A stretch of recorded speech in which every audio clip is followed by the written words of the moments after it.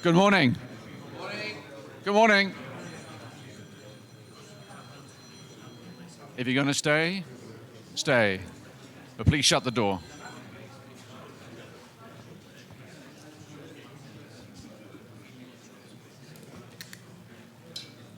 So let's make a start. I know we're running a little bit late, but there we are. Such is life. Hakan.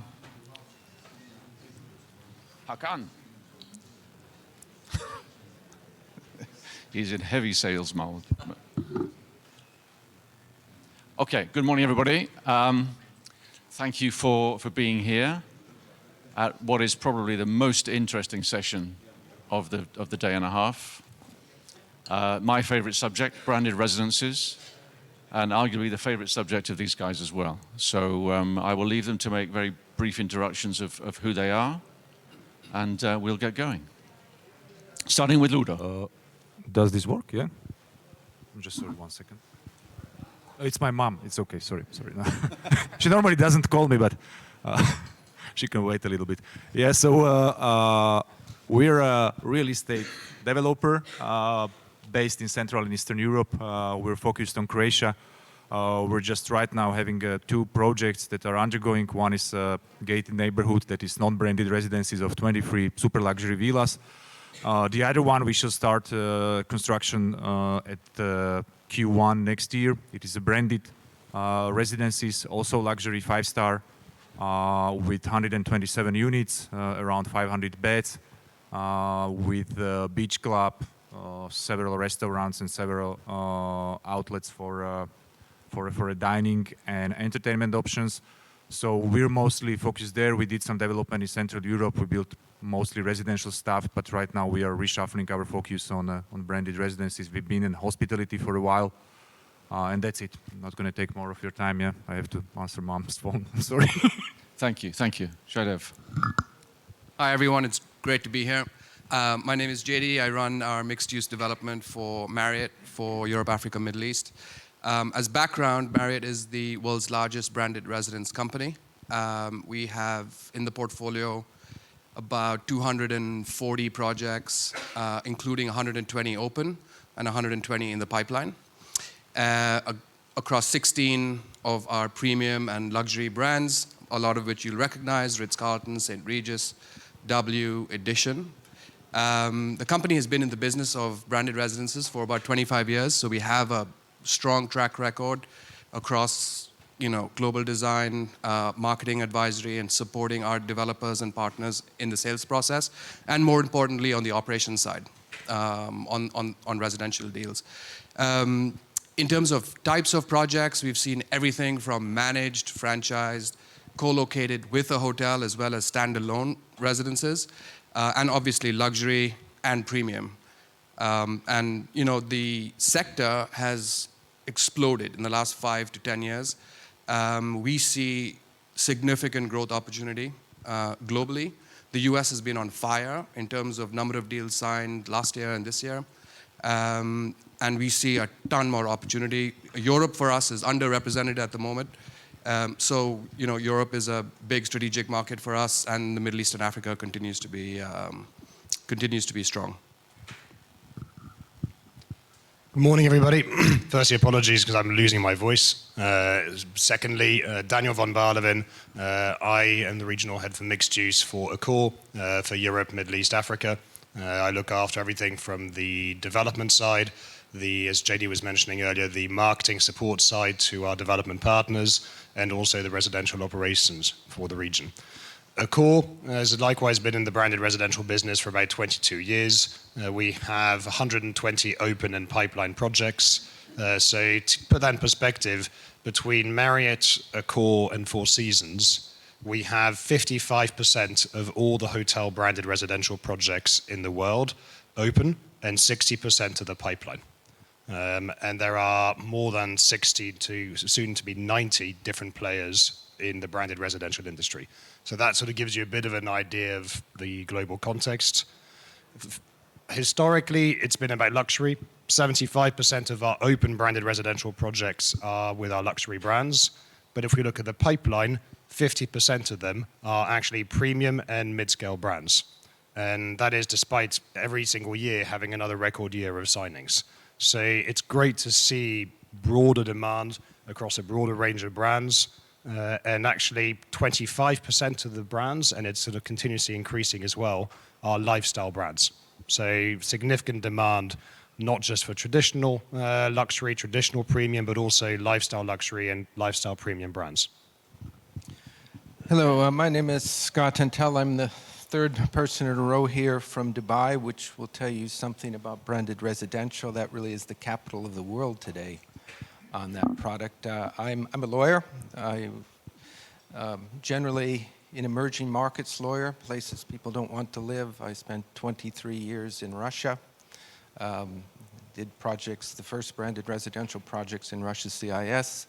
Moved to Dubai about 6 years ago. I was visionary in that regard. Slava Ukraina. I do mainly it's work today, Middle East, still a little bit in Russia, CIS, a lot of work in Africa. And certainly the last several years, virtually every project I get involved in has a branded residential component. And what makes it quite interesting, what we'll get into is, unlike management contracts, franchise contracts, they're pretty much the same. You change a little bit with the choice of law. You never know what you're going to get with the branded residential because the local law elements for mixed use, the absence of any laws, the existence of rather onerous laws or very poorly designed laws makes it interesting every time.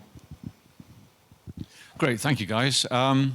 So you can see we have the developer side, the guy that takes the risk, yeah, in terms of investment, construction, sales, marketing.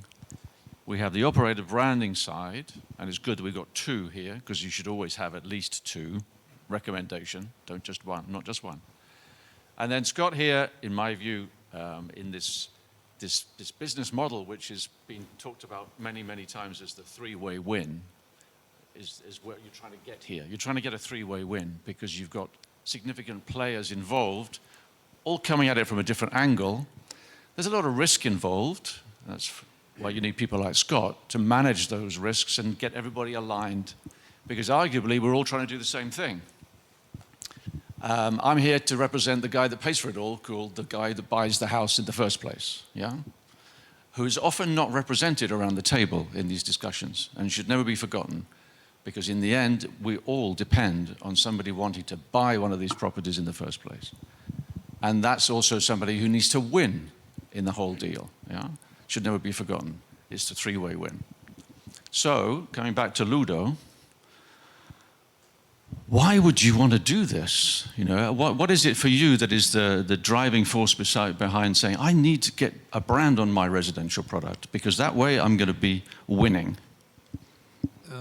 Yeah, that's a very good question because the project I was mentioning is non-branded and it's placed in Croatia.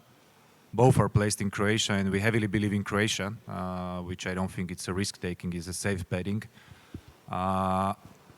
The first one we sold like 50% of the project, or let's say 45% of the project before digging, and let's say the starting price is 1.5 million euros, and it's Croatia. And as you said, it's always driven by the buying force, and it will be the dynamics set by the buyer. So what we feel is that the buyers are looking more for the experience and having the luxury on the places that wasn't connected to the luxury before. Of course, it's a sustainable luxury. Everybody is asking right now, 3 out of 10 persons are asking about the sustainability after the invasion to Ukraine, even the safety measures. But coming back to your question, why being branded? It is the feeling of the safety for the buyer. It always gives you a safer feeling when you are buying. It makes a premium for the developer, I have to say, yeah. It makes a premium for the developer. And you're working with someone who has experiences, who understands the market, who understands the needs. You know, we as a developer, we don't always understand the need of the guy who is paying, or the lady, or any other gender that is buying 1.5 million euro residence, what will their requirements be from the operational point of view? You know, I mean, the highest possible services. This is what it is doing. Yeah, it's otherwise you can buy a house anywhere else, not in the resort. And this is what brands gives you. This is what brands gives you, and this is what developer is mitigating the risk of sales. Let's say getting easier access to the financing on the capital markets, private investors on the institutional market, as we are also financed by an investment fund based in Luxembourg. So always brand signature, it helps, not on the short term, because of course we would like to exit, I wouldn't say as soon as possible, but let's say to close your exposure or to get it close to the zero on the short term, yeah, 3 to 5 years of the development cycle, and then operate it for another 15 to 50 years, yeah. So yeah. So I suppose it's short term and long term. For us, yes, because we always keep, as the owner, we also keep the property as the owner, and we live with the operator. We did this in other city, so we know also the day-to-day pains of unlucky clients. You know that a small detail can spoil you, not only second residence, but any, you know, like 2 weeks, perfect 2 weeks can be spoiled by one person that didn't make the good day. You know, so it's very important to have someone who understands that. So then, is that the same reason you guys do it? I think, look, I mean, the benefits to the developer are clear. Number one benefit is price premium for branded versus unbranded. Accor has been doing it a long time. We've been doing it a long time. It's industry knowledge. Price premiums range, at least for us, mature markets, we see premiums from 25 to 50 to 60%. Emerging markets, we see premiums from 30, 40 to 150%, right? Can I be really boring and painful about this? Yes. It's a subject that's very close to my heart. Have you ever found an unbranded project that is exactly the same as a branded project? So what I just don't know how you do the calculation, that's all. So, for example, so we would hire a Savills or third party to benchmark, right? That's one way of doing it.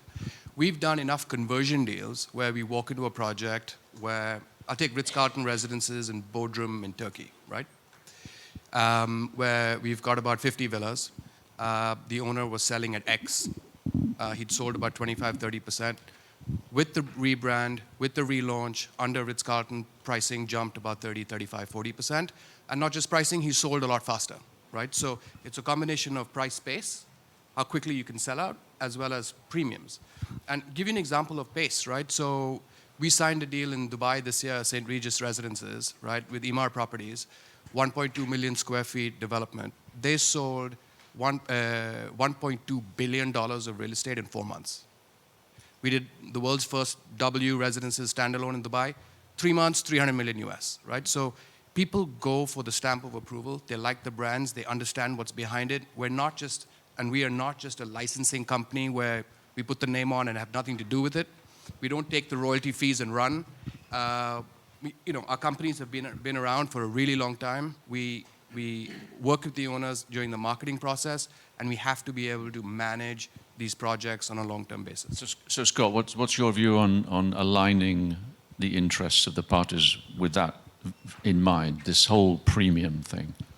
Well, I think the market does prove that, and it is win-win for the developer. He gets the premium. For the buyer, they get the status of the brand. They get the assurance that the developer is going to deliver what he says in the brochure, and to probably enhanced architectural design standards. For the brand, it's quite easy. It's quite a good gig. It's a new business line, from hotels to these licensing. But that's all great. But then you open, and Lubos, you talked about exiting. I'm not sure as a buyer I want the developer to exit. I'm not sure these guys want it, because when the construction defects occur, and they start knocking on Marriott's door, and they say, hey, we didn't build it, we just brand it. Where's he gone? So that's a question I'd have to you. Generally, you want the developer to be locked in for a certain level of time, don't you? The developer or certainly the owner of the hotel. So that's where it can become tricky, depending on the exit strategy of the initial developer. And of course, it's also where it's particularly tricky with standalone residential projects, where majority of developers who are doing a standalone residential project, their intention is to be out of there, clear exit, onto the next project by the time they've sold out. And that's where you've got the particular dynamic of misalignment of interests between one party who sells, exits, and then you've got the buyers who are in it for the long term, who've invested heavily into that brand, and then the operator who is also running that on a long-term basis. And to come to your question about, what's in it for us, everything that JD mentioned, and on top of it, it's not just that it's a resilient business model to, we saw it during COVID. Hotel RevPAR dropped hugely. Associations carried on paying their service charges. Buyers were living in their properties, they were still paying their service charges. Sure, it's a drop in the ocean compared to the total revenue that we make as hotel companies, but it's still a very important business line. Secondly, but very importantly for us, someone makes a commitment to buy a Fairmont residence, a Ritz-Carlton residence. They're buying a property, as Ludo was saying, it's 1.5 million, 3 million. Someone paid 43 million for a Raffles residence in London. That is huge. That is an ultimate investment that someone can make into the brand. And for us, those are the kind of people that we want, that we look after. We do exactly the same with our loyal database of customers who stay in our hotels frequently. So is that your contribution then to that long-term relationship goes beyond the provision of hotel services, because that's what you do as a baseline. So you go beyond that to make sure that that initial promise is maintained over the long term, because these acquisitions are long-term acquisitions, even if the developer's gone. Yeah. So is that part of your exactly. your USP? So if you look at, what's the difference between a hotel-branded residence and a fashion-branded residence, for example, a Cipriani residence versus any one of the top hotel companies doing branded residences. Fundamentally, we will make sure that the property is run and maintained to our brand standards. And so that's a big part of what people are buying into. And as the market matures, it's now been 20 plus years of doing branded residences. Initially, people were all thinking, price premium, I know I'm paying more, but I'm getting this brand. Developers were milking it, and that's wonderful. And they continue to do so because the price premiums continue to justify it. But as the industry is now maturing, we're finding buyers are questioning a lot more what's going to happen in 10 years, 20 years, and how is my property going to hold up in value? I know I might be paying, say, 30% more when I'm buying it, but I want to feel confident that in 15, 20 years' time, my property is still going to be worth 30% more than the adjacent properties which aren't branded. And that comes down to... That's a very interesting point. So tell me, have your agreements changed? In what? Well, in the end, all of this stuff is a bunch of pieces of paper that people have to sign and put their name to, whether you're buying one, operating one, developing one. And that's where the triangle of the three-win way comes from. But are the agreements for, just taking that point, which is a very valid point about the long-term relationship, if I'm buying it now, I need to protect the value of my asset. There are times when it's all about 10% growth and flipping and all that sort of good stuff, and Dubai's lived that many times. But as you say, many people are just worried that they're going to protect the value of their asset. But is that written down anywhere? What assurances do you give the owner that that's what you're going to do?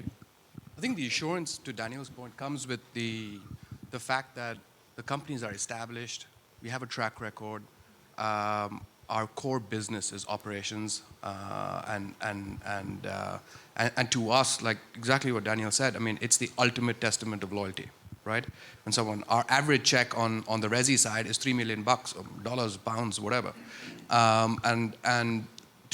for us to be able to touch that guest and own that guest and convert that guest from a guest to an owner is critical, right? And we keep them very close. They sign the sale purchase agreement.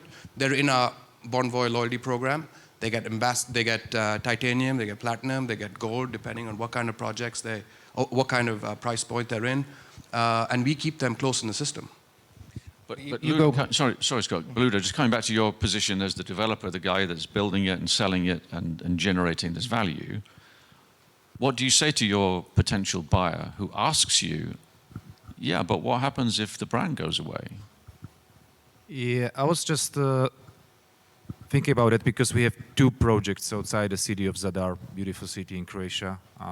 The one that is like boutique and starts from 1.5 mil, goes up to 5.25 mil, is non-branded. And surprisingly, we sold 50% without any marketing, just by the word of mouth. The buyers are completely different. We see 6 out of 10 flies private jets. They don't want to be seen. They want to have a heavy, strong community agreement. They don't want to be put on Instagram. They are heads of large investment funds, ice hockey players, football players, yeah, who do not want anyone to see them. And this is maybe a little bit different. That this is something you cannot get from the branded residence. Maybe you can, yeah, but not in the area of IDEEA. It's an interesting point. You know, some people don't like to be seen. You cannot, for example, brands are being seen to a certain extent. You cannot put anything on Instagram in our resort. That's you have to sign the community agreement that even if you borrow your villa or if you anything, you cannot put any pictures of any neighbors. You can do just insides and maybe the beach place, but you cannot take a picture of anyone. And surprisingly, these things that also, for example, the noise after the 23 hours that we have the automatic systems that turns down the terrace volume. Surprisingly, it comes with the buyers that they are literally like seeking something like this 1 hour flight from Vienna. So they don't want to fly Seychelles, Dubai or something because most of our clients are based, let's say, Vienna, Germany, Budapest and somewhere there. And of course, you cannot do this on the large scale. Yeah, on the large scale, you need to brand. Yeah, you need to brand because I wouldn't agree that we get 50% premium. We get maybe 10 or 15% premium with the branded residence. But yeah, it's a different buyer. It's a different buyer. The worst thing that can happen is the worn out resort that you see that it had its days of glory. And this is what people ask always. We always say that, yeah, this is maybe a question for the guys that how they protect themselves. Every 7 years you have to change everything and stuff like this. So this is maybe more question for them. But yeah, we see the difference and we have these questions. What will happen to keep my value? Yeah, exactly. How do you deal with that? You know? Well, 2 points here. The documentation. I would say these two brands. I don't compliment these guys very often, but these two brands in Four Seasons have significantly better documentation than any of the other brands and more experience. And you know, not all the brands are interested in branded residence. I know a couple of the big ones at this conference, they don't want to touch it. I've worked on projects and they just didn't want to do it. They have concerns about it. Others feel that their brands don't quite fit this usually appealing to a higher sector. But I go back and every time I talk with Jaidev and these guys on the table, what if the brand goes away? I've paid my premium, I pay my owners association dues, I'm a good citizen there. This can all fall apart because the owner, the management contract falls away, then the branded residence brand goes away. The other owners don't pay their association dues and Accor terminates the association. There's a lot of things that can go wrong, and the brand has, when you sign the sales purchase agreement, an owner's disclosure statement, and you acknowledge that when you buy this and pay that premium, there's no guarantee that the brand is going to be there, even for a year, that it can go away, and for any reason, and you're paying and signing that. So I would argue that if you pay that premium, you have a reasonable expectation the brand's going to stick around for several years at least. And this is really an untested area in litigation where the brands do go away.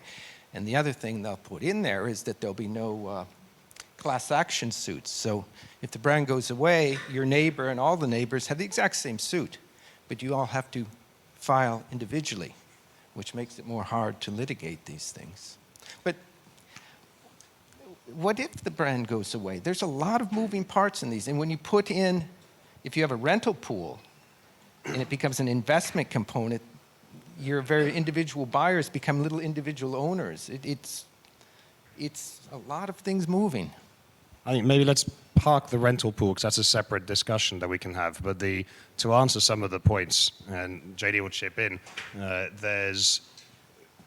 it's also part of that contract is that you're also buying into a community of like-minded individuals. Yes, it does mean that for an owner, the initial reaction might be, this is kind of restrictive. I might lose buyers because it's not the same freedom as if there wasn't the brand. True, but at the same time, a lot of these people who are paying, as JD was saying, 3 million on an average ticket price, they want to know that the other people around them are going to be people who, like them, are going to be paying their service charges, have a vested interest in paying the service charges because the value of their property is contingent on the entire resort or project being maintained to certain standards. And secondly, it comes also to the point about this alignment of interests. One of the constant challenges we have with some owners is they want to maximize the amount of square meters that they can sell. The square meterage is profit. Anything that it removes from that to put into dedicated facility space, God forbid, separate back of house space for an eventuality where 10 years, 30 years down the line, the branded residences might remain branded, but the hotel could be with another operator, that's definitely something that they can have concerns about. And yet, now that we've been doing this for 20 plus years, both of us have got cases where the hotel came to an end of term or was terminated for whatever reason, and the Residences Association said, guys, please, we value the brand that is managing our residences, not just because of the brand, but because of the quality of the operations that are provided to us, the quality of the governance, the value of our assets.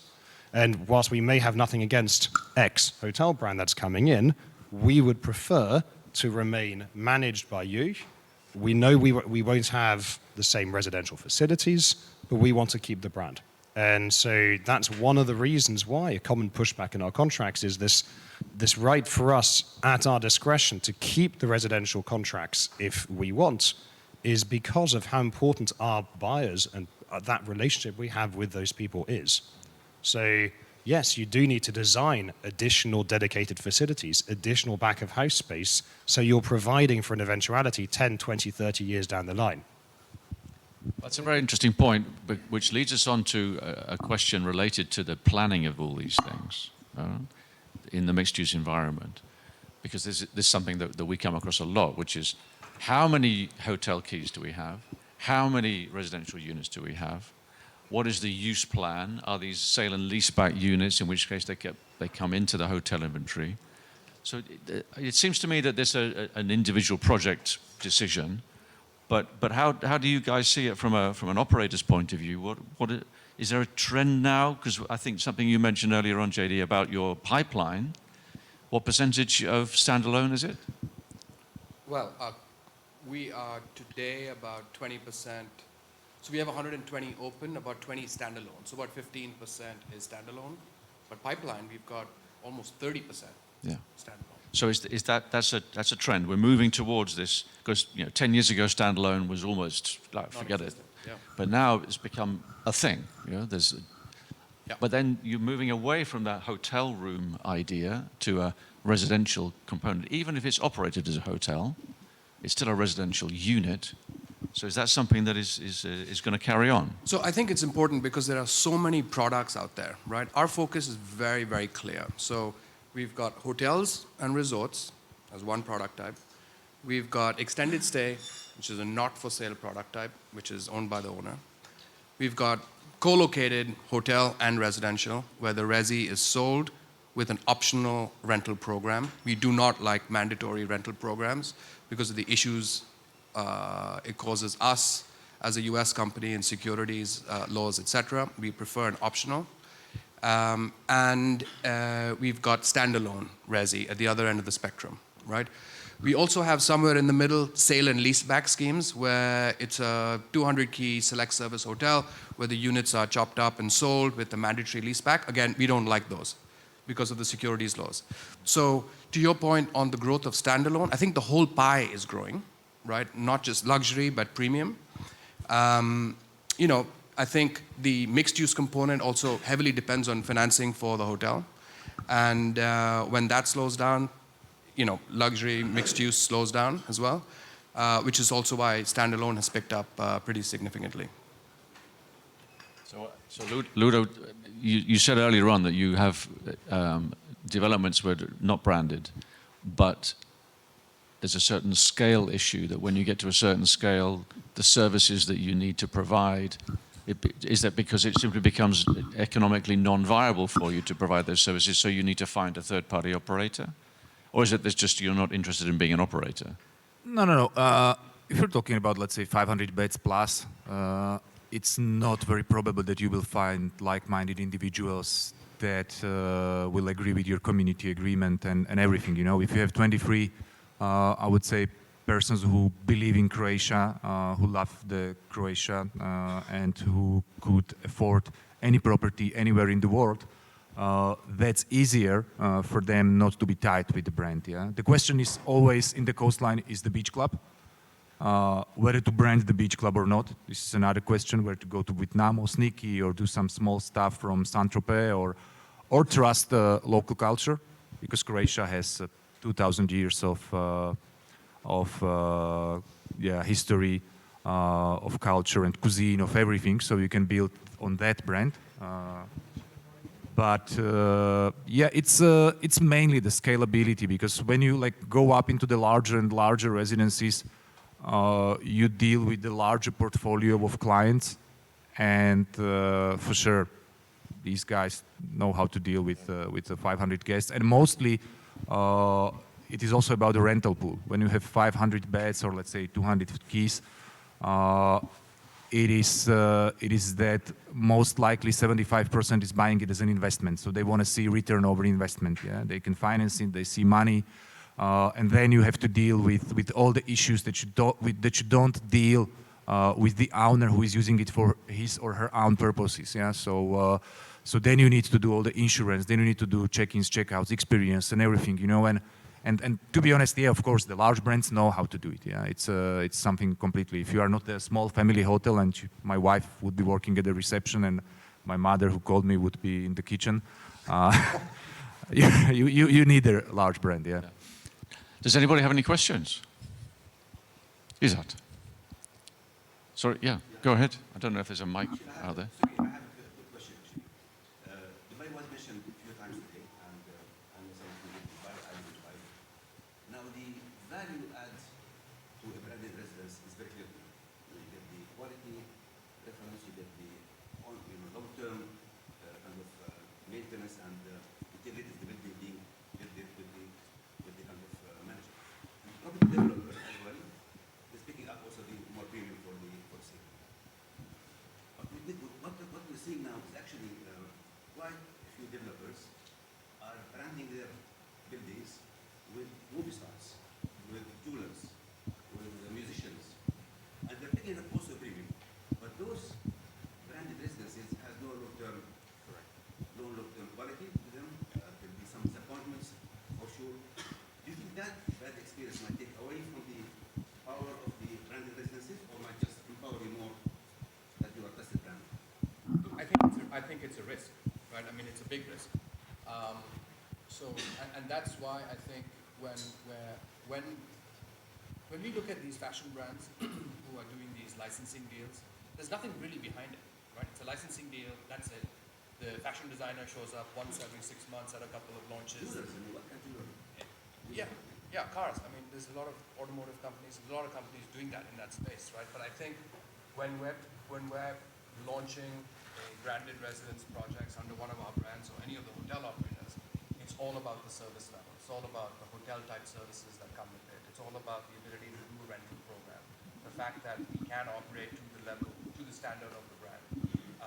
And that these are long-term contracts, long-term management contracts on the residency. Yeah, I think to your question of, do we worry about that? Actually, no. For us, every time there's a new brand that gets into the segment, we welcome it because it's another sign of the growth of the industry, but all of these are contributing to, on a long-term basis, buyers are going to say, actually, I want the hotel-branded residence because I understand the value. And one of the things that we, together with some of our peers, are looking at doing is getting some price premium analysis on resales done. So taking a selection of our properties, which have been open for, say, 15 or so years, and getting resale price premiums done. It's a very tricky way to be able to calculate it because obviously markets change, how do you benchmark, etc. But for us, we're so confident in the story that we say that we're willing to go and actually sort of spend money to demonstrate that to people. So another question.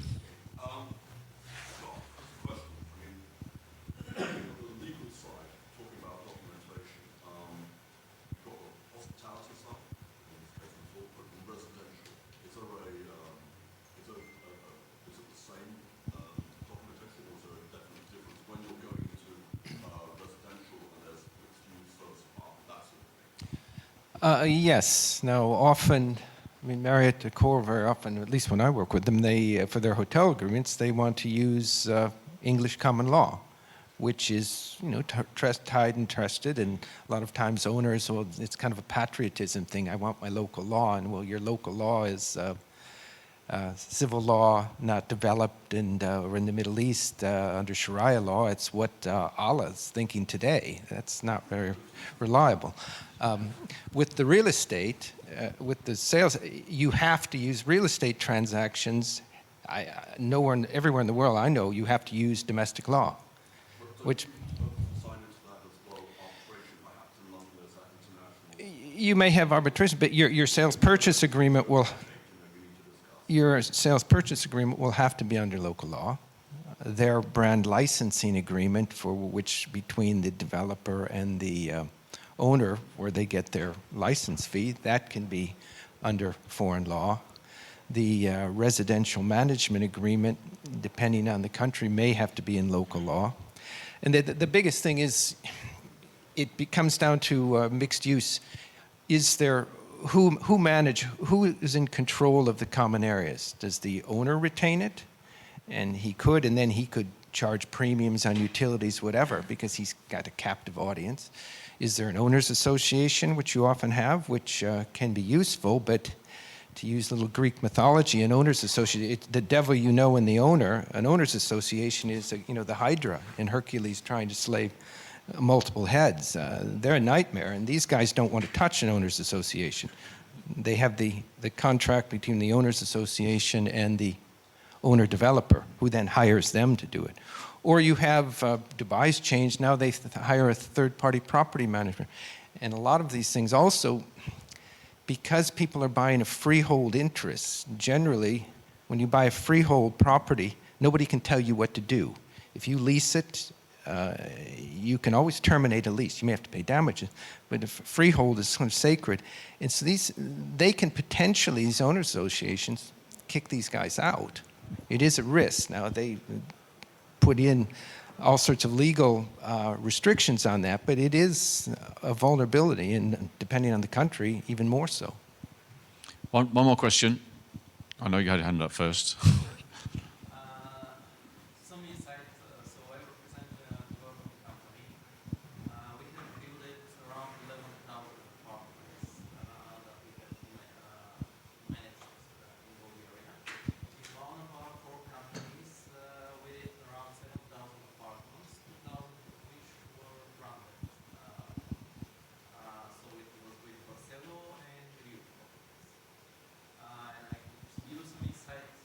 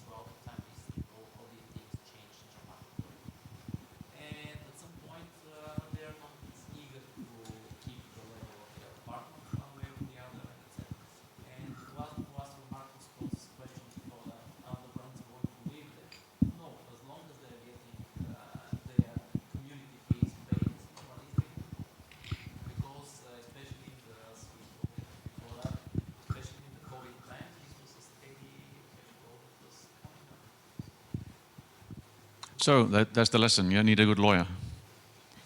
But I think it's the long-term issue, I think, that comes out of all this. The things need to be set up. Who knows what's going to happen, okay? And there's risk for everybody here. That's fine, that's business. But I think it needs to be thought about and tried without making everybody completely obsessed with what can go wrong, because in my experience, these things are very emotional purchases anyway. Yeah? If you want to spend $2 million or $5 million on a house, that's not a capriccio. That's something that you're thinking about, even if you've got 5 other properties, okay? My experience of that market is the first person you speak to is their lawyer anyway, yeah? Show me the documentation before my client even comes near it. So that's my lesson. Get your documentation right. Think about the long term. Make sure everybody's interests are aligned. And that's all you can do. There's no guarantees. We've run out of time. Apologies. But thank you for listening. And thank you to the panelists. Thank you. Thank you.